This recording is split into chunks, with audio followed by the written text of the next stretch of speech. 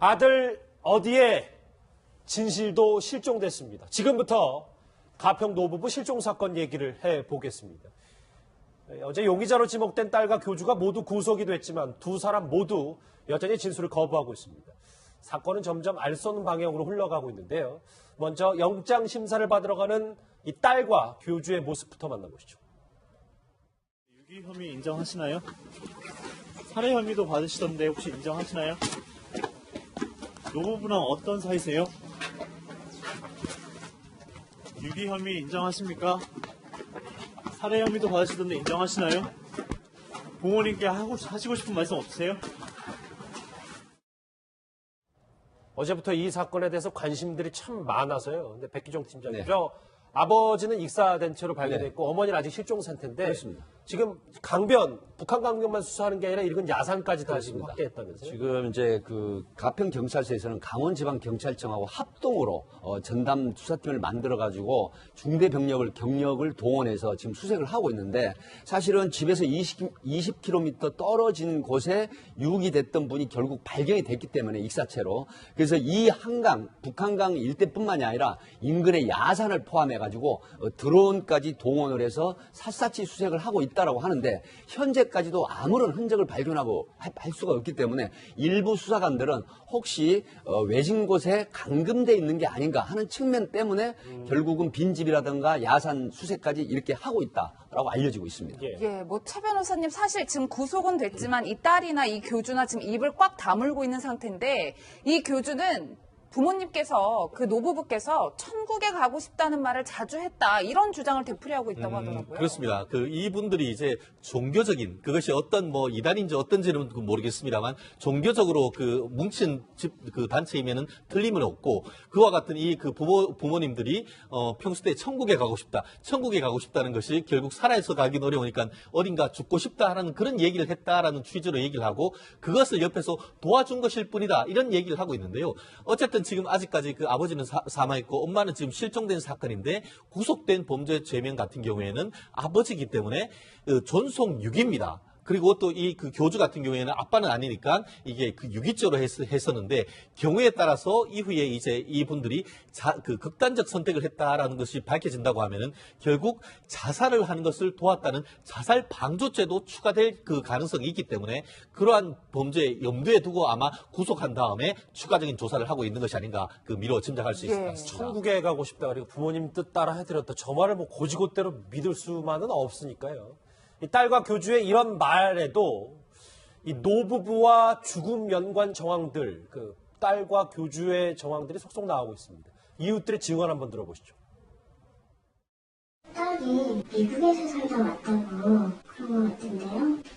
딸이 약간 성격이 독특한 것 같다고 히스테릭하고 폭력적이었다는 그런 말이 딸이 때렸다는 분에서 팬신고 때문에 왔었다고 그런 얘기가 있더라고요. 근데 딸이 신고를 했다고 그러더라고요. 그 집이 불이 항상 켜져 있어요. 저희가 집에 도착하면 3시에서 4시쯤이에요, 새벽에. 그래서 저는 불이 켜져 있지 그런 생각이 들었어요. 이웃 주민들의 증언이에요. 어느 정도 저희도 뭐 감안을 해서 들어야 되겠습니다만 딸과 이 지금 실종된 엄마와의 관계가 썩 좋지 않았던 것 같습니다. 그렇습니다. 지금 이 부부가 미국에서 30년간 거주를 하시다가 시민권자들이죠. 그래서 2014년도에 귀국을 했고요. 이 집에서는 2016년 10월 달에 입주를 해서 같이 살게 됐습니다. 근데 그동안에 이제 아마 나오는 걸로 봐서 또 전해지는 걸로 봐서 이웃들의 진술에 의하면 딸이 부모에 대해서 그렇게 살갑게 대하거나 어떤 효심 있는 행동은 하지 않더라. 그리고 굉장히 가지고 있는 뭐 현금이라든가 여권이라든가 신분증 이런 것도 모두 회수를 해버리고 어떻게 보면은 부모를 지배하려고 드는 이런 행태가 아마 발견이 됐다고 합니다. 근데 이번에도 교주는 실종 사건에 있어서 평소에 천국에 가고 싶다라고 했고 또 다른 틀린 말을 하죠. 아버지 어머니가 좋은 곳에 바람 쐬러 가고 싶다라고 해서 다리 밑에 모셔다 드렸다라고 하는데 서로 진술이 상반된 부분이 있기 때문에 이 부분이 경찰이 수사를 하고 있지만 결국은 종교적인 측면에서 어떤 종교 연구가들의 심리 분석도 있지만 제거 대상이 된 게 아닌가. 소위 말하면 심취된 종교에 대한 어떤 거부나 거절 이런 부분들이 거추장 원망스럽다는 존재로 인식이 됐을 경우에는 제거 대상이 돼서 결국은 지난 여러 가지 종교에 관련한 사례도 봐도 아마 유기 내지는 상당히 그 살해에 가까운 행동도 있었지 않느냐 이렇게 예측할 수가 있다고 합니다. 예, 뭐 지금 보시는 저 해당 빌라에 사실 그 딸과 노부부뿐만 아니라 그 거룩한 물이라는 종교의 신자들도 함께 살았다고 하는데 네. 앞서 그 주민의 증언에 따르면 새벽 3, 4시까지 불이 켜져 있었다는 거예요. 뭐 네. 종교 활동을 했다. 저희가 이렇게 볼 수 있을까요? 아무래도 그 늦은 시간까지 불이 켜져 있다고 하면 저 집 안에서 뭐 심야 작업을 하는 게 아니라면 무슨 일이 있었겠느냐. 근데 그 전에 나왔던 이야기가 저 집을 종교 집회 무슨 부흥의 장소로 활용했다. 교주라고 지목된 사람도 저 집에 와서 신자들을 만났다. 이런 이야기가 나왔기 때문에 그렇죠. 아무래도 뭐 심야 기도, 뭐 심야 부흥 이런 식으로 한 것이 아니겠느냐. 그러니까 저기가 이 종교 활동이 서로 몇 명이 둘러앉아서 대화를 하는 형식으로 뭐 일종의 부흥회, 기도회 이런 걸 했다고 하는데 그런 게 저렇게 늦은 시간까지 있었다고 하면 그리고 이 노 부모님들이 그러한 종교에 똑같이 심취한 상태가 아니었다고 하면 노 부모님이 느끼는 불편감은 정말 어마어마했을 것 같고 이분들이 미국에 있다가 우리나라에 귀국했을 때는 좀 편안하게 노후를 보내려고 오셨을 텐데 집안에서 갑자기 이상한 부흥회가 열리고 이러면 거기에 대해서 딸한테 당연히 뭐라고 말을 했을 것이고 그러면 이제 이러한 이 사이비 종교 이런 데서는 자기들한테 안 좋게 이야기하는 사람을 뭐 귀신 들렸다, 악령이 들렸다, 악마다 이렇게 이야기하는 경향이 있어서 혹시 그러한 구조가 나타난 것이 아니냐 이러한 추정도 나오고 있습니다. 지금 등장인물 저희가 알고 있는 사람이 4명이에요. 그러니까 노부부 2분과 그리고 딸과 교주 이렇게 4명인데 한 명이 더 나올 가능성이 있는 게 뭐냐면 최 변호사님. 지금 잠깐 화면으로도 지나갔던 빌라하고 승합차가 저 둘째 아들 거더라고요. 그렇습니다. 그 실질적인 그 소유자가 알고 봤더니만 이 엄마 아빠도 아니고 둘째 아들인데 문제는 이 둘째 아들이 조현병 쉽게 말하면 정신 이상 증세를 보였다라고 얘기를 하고 있고 지금도 실종 상태다 이렇게 얘기를 하고 있습니다. 실질적으로 이 딸한테 물어봤더니만 이 오빠가 집을 나가가지고 노숙을 하고 있다 얘기를 하는데 예. 잘 생각해 보면은 이게 실질적으로 명의가 돼 있는 재산에 대해서 관리를 하거나 뭘 해야 되는데 거기에 실제 주인은 없고 다른 어떤 그 종교와 관련된 여러 사람이 살고 있다. 이 부분과 관련해서 이 그 실질적인 소유자와 그 오빠와 이 그 무리의 관계가 어떤가 문제가 되고 말씀드렸듯이 그 어머니, 아버지는 돌아가셨고, 어머니도 지금 실종된 상태인데, 오빠는 과연 그렇다고 하면은 단순히 외부에 그 노숙을 하고 있는지, 오빠 또한 먼저 어떤 그 불기의 계기 된 것이 아닌지, 이런 부분에 대해서도 경찰 수사가 확인해야 되는 부분이 아닌가 생각을 합니다. 예. 조현병 걸렸다고 하니까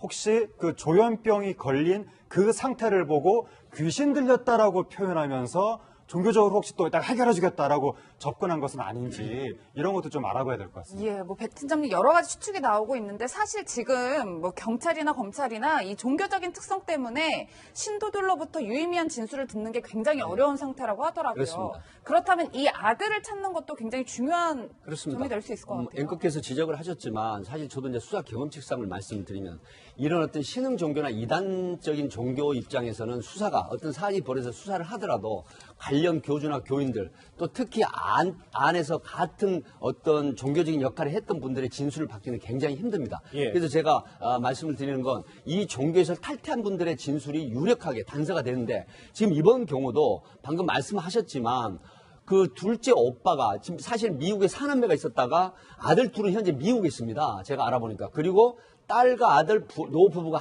4분이 귀국을 했단 말이죠. 그러니까 첫째 아들도 미국에 있는 거예요. 그렇죠. 그 두 아들은 미국에 있고 그다음에 남매가 지금 넘어왔는데 부부와 함께. 근데 이제 국내에서 영어 강사를 하다가 한 달 전에 여기 합류를 이제 했다라는 이런 진술도 나오고 있는데 그러면 오빠가 어디 있느냐라고 하니까 평소에 정신분열증이나 조현병을 앓고 있는데 아마 노숙 생활을 하고 있을 것 같다라는 경찰 진술로 봐서는 전혀 신빙성이 없다라는 판단이거든요. 그리고 이 둘째 아들에 대한 차라든가 그다음에 65평짜리 방 4개 이 빌라가 결국 아들 명의로 돼 있었다. 그렇죠. 그렇다고 하면 종교적인 문제와 또 어떤 경제적인 측면에서 이 그 신흥 종교의 교주나 교인들 또 이 43세 된 이모 씨 딸과 연관성이 있는지 그리고 앞에 말씀하셨지만 혹시 이 아들도 조현병이라는 이런 어떤 빌미로 결국은 노숙 생활을 하고 있을 거라고 이야기를 하지만 결국 종교적인 측면에서 아마 제거가 돼서 혹시 살해가 당하지는 않았을까 하는 부분을 경찰에서 치밀히 수사를 하고 있어서 그 기출을 좀 지켜봐야 될 것 같습니다. 예. 가평 노부부 실종 사건까지 속보로 짚어봤습니다. 하지금 평론가 백기종 팀장은 여기서 인사를 드립니다. 고맙습니다.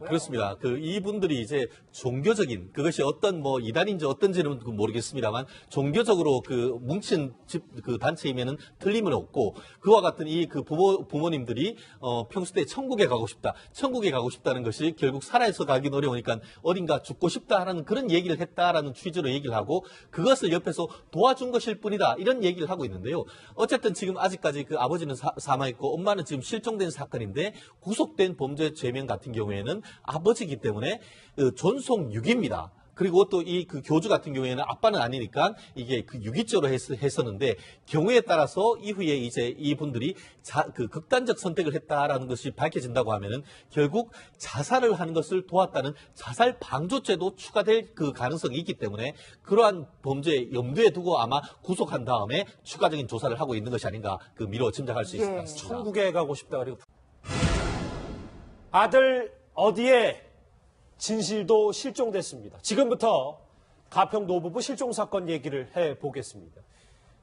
어제 용의자로 지목된 딸과 교주가 모두 구속이 됐지만 두 사람 모두 여전히 진술을 거부하고 있습니다. 사건은 점점 알 수 없는 방향으로 흘러가고 있는데요. 먼저 영장 심사를 받으러 가는 이 딸과 교주의 모습부터 만나보시죠. 유기 혐의 인정하시나요?